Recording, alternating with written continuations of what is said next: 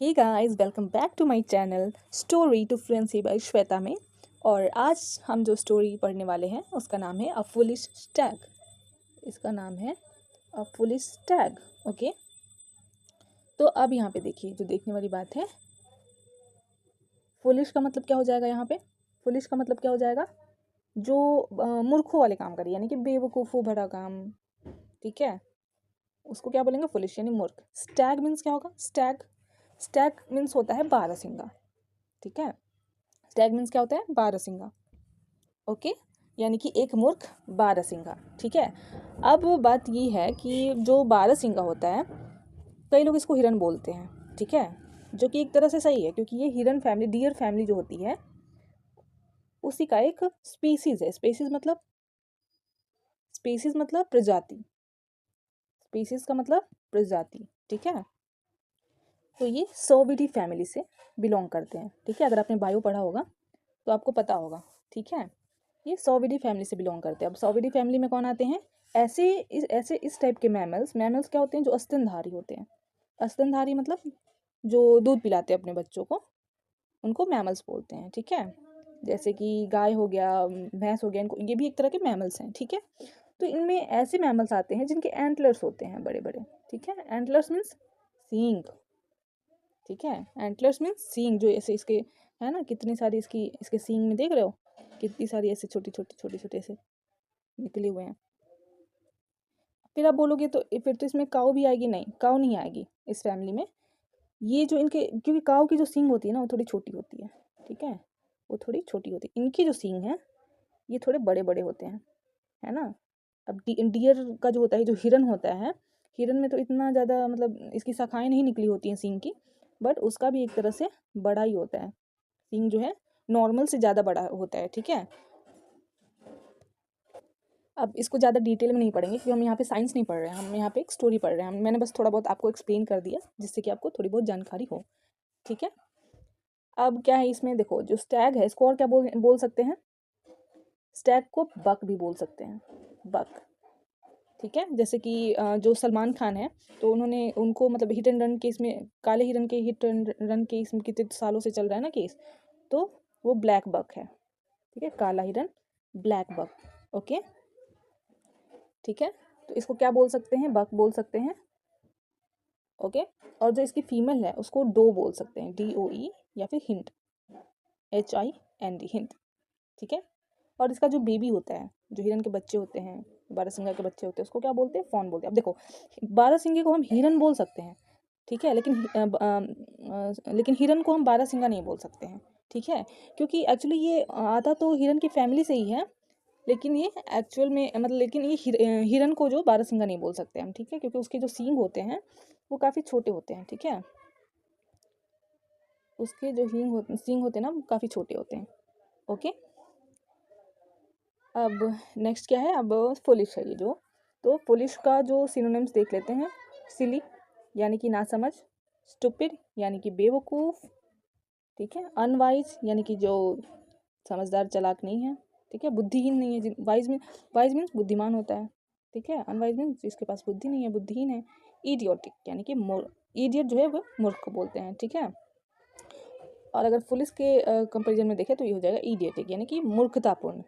ठीक है, मूर्खतापूर्ण, जो बेवकूफ़ वाले काम करते हैं उनको, उसको मूर्खतापूर्ण कहेंगे। ठीक है, मूर्खतापूर्ण काम। अब इसके एंटोनिम्स जो होंगे वो वाइज होंगे, जैसे मैंने बोला, अनवाइज बुद्धिहीन, वाइज बुद्धिमान, स्मार्ट हो जाएगा, इंटेलिजेंट हो जाएगा। ओके, इंटेलिजेंट और सेंसिबल। ठीक है, इतना समझ आ गया। अब चलिए स्टार्ट करते हैं स्टोरी को। तो हमारे जो स्टोरी का फर्स्ट सेंटेंस है, वन हॉट समर डे। ठीक है, वन मीन्स एक, हॉट मीन्स गर्म, समर डे यानी गर्मियों के एक गर्म दिन पे। ठीक है, गर्मी के एक गर्म दिन, अ स्टैग एक बारहसिंगा वेंट टू अ पूल। अब ये पूल यहाँ पे, अब सोच रहे होगे स्विमिंग पूल, सोच रहे होगे, नहीं, पॉन्ड को भी पूल कहते हैं, तालाब को। ठीक है, तो बारहसिंगा जो है कहाँ गया, पूल पे गया, टू ड्रिंक वाटर, इसलिए पानी पीने के लिए। ठीक है, तो a stag went to a pool to drink water, यानी कि जो वन हॉट समर डे, गर्मियों के एक गर्म दिन, एक बारहसिंगा जो है वो तालाब गया पानी पीने के लिए, ठीक है। The pool water was clear. अब यहाँ पे क्लियर का क्या मतलब है? साफ, ठीक है। क्लियर का क्या मतलब है? साफ। तो द पूल वाटर यानी कि तालाब का पानी, यहाँ पे वॉज है तो इसका जो ट्रांसलेशन जो आएगा वो था में आएगा ना, पास्ट टेंस हो गया। तो तालाब का पानी क्या था? साफ था। इट कुड सी, वह देख सकता था, ठीक है, वह देख सकता था। इट्स रिफ्लेक्शन, इट्स, अभी रिफ्लेक्शन मीन्स हो जाएगा परछाई, ठीक है।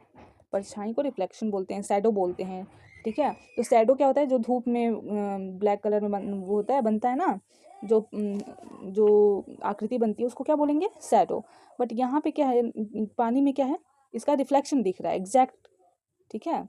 और जैसे मिरर में भी क्या देखते हैं? शैडो नहीं देखते हम लोग, क्या देखते हैं? रिफ्लेक्शन देखते हैं, ठीक है। तो वह देख सकता था, इट्स रिफ्लेक्शन, अपना रिफ्लेक्शन यानी कि अपनी ही परछाई इन द वाटर, पानी में वो अपनी ही परछाई देख सकता था। It felt proud of its beautiful horns. अब यहाँ हॉर्न्स का मतलब क्या है? इसके सिंग को क्या बोलेंगे? हॉर्न्स, ठीक है। हॉर्न्स, जो गाय भैंसों का भी जो सिंग होता है उसको क्या बोलेंगे? हॉर्न्स, ठीक है। वो एंटलर्स को भी सिंग ही बोलते हैं, ठीक है। It felt proud of its beautiful horns.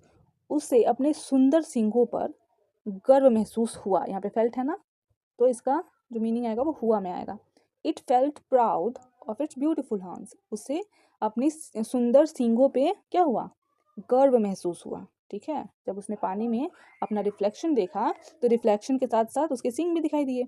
तो सींगों को जब उसने देखा तो उसको उस चीज़ पे क्या हुआ? अपने सींगों पे क्या हुआ? गर्व महसूस हुआ, ठीक है। But when it saw the shadow of its thin legs, but means लेकिन, when जब it saw उसने देखा the shadow परछाई of its thin legs अपने पतले पैरों की, जब उसने परछाई देखी, it felt sad and hated them, उसे क्या हुआ? दुख महसूस हुआ, वो दुखी हो गया, उसे दुख महसूस हुआ और वो नफरत करने लगा उनसे। किन से नफरत करने लगा? पैरों से, ठीक है।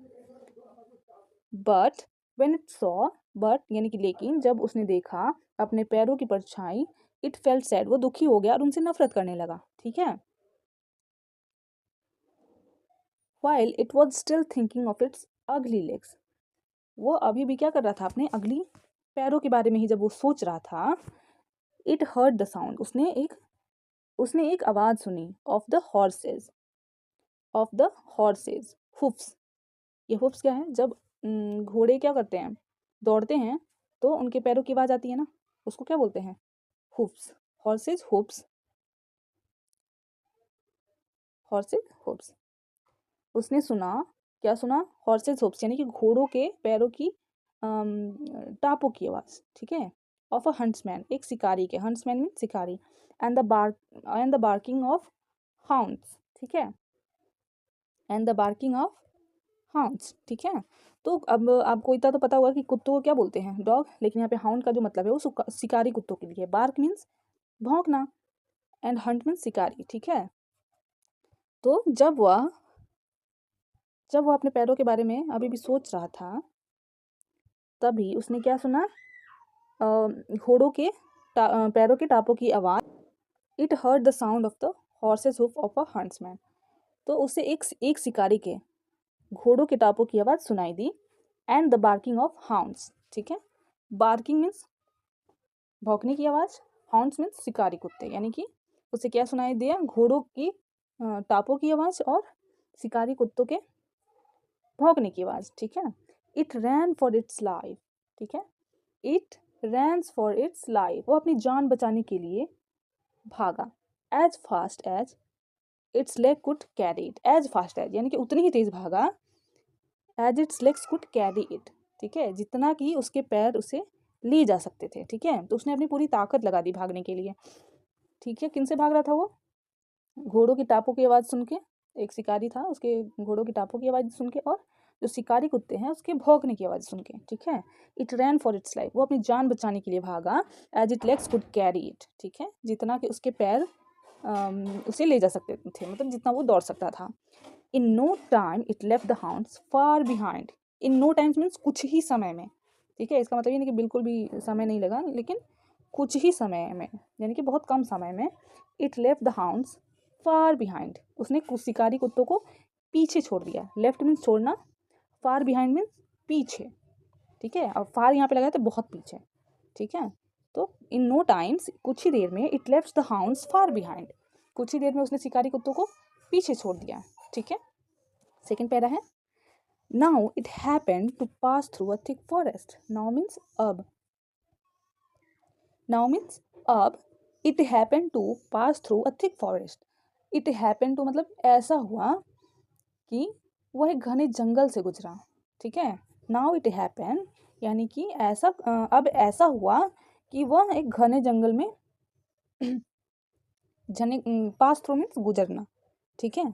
पास थ्रू मीन्स गुजरना। नाउ मीन्स अब, इट हैपेंड ऐसा हुआ कि वह एक घने जंगल से गुजरा। एज इट रश्ड थ्रू, जैसे वह तेजी से वहाँ से निकला, it horns got caught in the branches of a tree, उसका जो सींग है एक पेड़ की टहनियों में क्या हुआ, फंस गया। ब्रांचेज क्या है, टहनियाँ, ट्री मीन्स पेड़, ठीक है। Branches of a tree means पेड़ की टहनियाँ, ठीक है। इट हॉर्न्स यानी कि इट्स हॉर्न्स मीन्स इसके जो सींग थे, गॉट कॉट इन द, अब ये ट्री मतलब जो पेड़ होता है उसके ब्रांच में पकड़ा, तो कॉट का मतलब यहाँ पे पकड़ा जाने से नहीं होगा, फंसने से होगा, ठीक है। तो इसकी जो सींग है वो ब्रांच में क्या हो गया, फंस गया। एज इट रश्ड थ्रू, ठीक है, जैसे वो वहाँ से तेजी से निकला। कहाँ से, वो क्या हुआ था उसको कि वो एक फॉरेस्ट घने फॉरेस्ट से गुजरा। थिक फॉरेस्ट में घने फॉरेस्ट से गुजरा, और उसका जो वो जल्दबाजी में क्या हुआ कि उसका सींग जो है वो एक पेड़ की ब्रांच में क्या हो गया, फंस गया।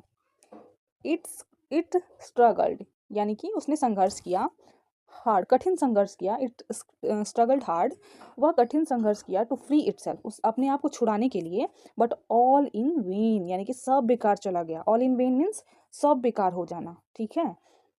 तो इट स्ट्रगल्ड हार्ड, उसने कठिन परिश्रम किया यानी कि बहुत मेहनत की, टू फ्री इटसेल्फ, अपने आप को छुड़ाने की। बट ऑल इन वेन यानी कि लेकिन जो सारा मेहनत है वो बेकार गया। Meanwhile the hunter and his hounds came chasing it. Meanwhile इसी बीच, द हंटर शिकारी, एंड हिज हाउंड्स और उसके शिकारी कुत्ते, कीम चेजिंग इट उसका पीछा करते हुए वहां आ गए। केम मीन्स आना, चेजिंग मीन्स पीछा करना, ठीक है। The hounds fail upon it and killed it, शिकारी कुत्ते फेल अपॉन इट यानी कि उस पर टूट पड़े, एंड किल्ड इट यानी कि उसे मार डाला, ठीक है। तो वो तो फंस गया था, और पीछे पीछे शिकारी और उसके जो शिकारी कुत्ते थे वो दोनों पहुंच गए उसका पीछा करते करते, और शिकारी कुत्ते उस पर टूट पड़े और उसे मार डाला।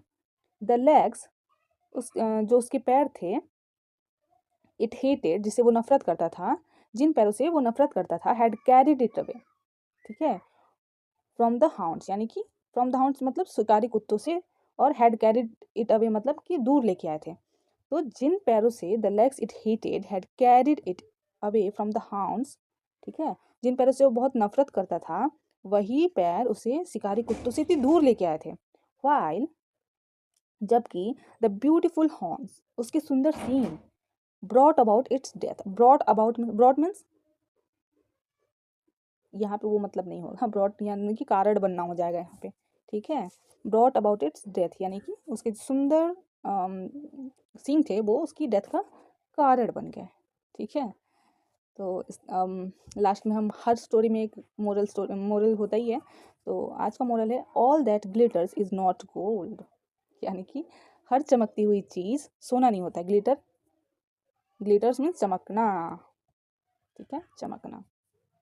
All that glitters is not gold, हर चमकती चीज़ सोना नहीं होती है प्यारे दोस्तों। तो आज की कहानी आई होप आपको पसंद आया होगा, कुछ ना कुछ नया सीखने को मिला होगा। और ऐसी ही वीडियोस के लिए मुझे सब्सक्राइब कर लो, और अगर वीडियो पसंद आई हो तो don't forget to like. Okay, तो कल वापस मिलते हैं मेरे दोस्तों, बाय बाय।